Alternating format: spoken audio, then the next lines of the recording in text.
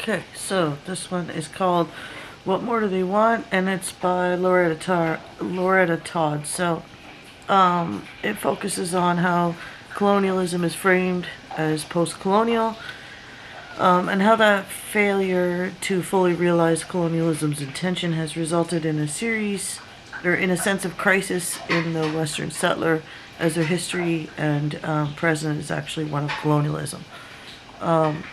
The reality doesn't really match the narrative, so instead of like acknowledge this, the dominant Western narrative continues to push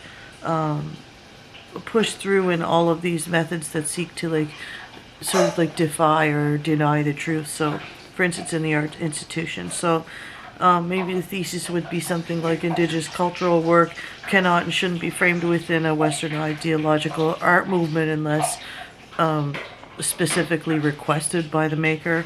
Or maybe like something like Western art movements are framed within Eurocentric notions of art and can't, like, that shouldn't define Indigenous art in any form. So yeah, so I guess like a space needs to be created for Indigenous self-determination in all institutions that can be built by Indigenous people, like upon the premise of Indigenous worldview.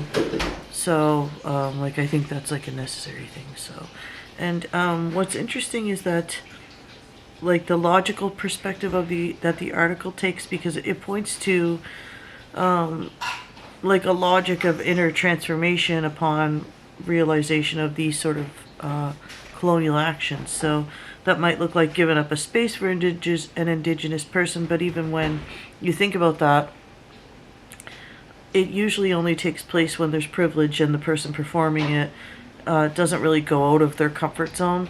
So in terms of Western society, there's no real loss to their way of being. So I think in that way, these like small visual changes are really just pictures that represent more of like a move to innocence over like actually dealing with and making real change in the institution. So yeah, so at its actionable like core, I guess it would be, there's things like insecurity and discomfort and privilege and entitlement that is sort of driving that whole idea. So it's easier and it's more realistic that people look to others to sort of not only like condone it, but add like a sense of spirituality in these like lives and realities, I guess, that they've constructed through the devastation and exclusion of others. So I'm thinking of like the church institution or things like that. So or yeah, like even like if you think about like gated communities and how territorial people can become over that, and like the exclusion in that. But yeah, so it's basically saying that these sorts of exclusion give a greater license to continue consuming.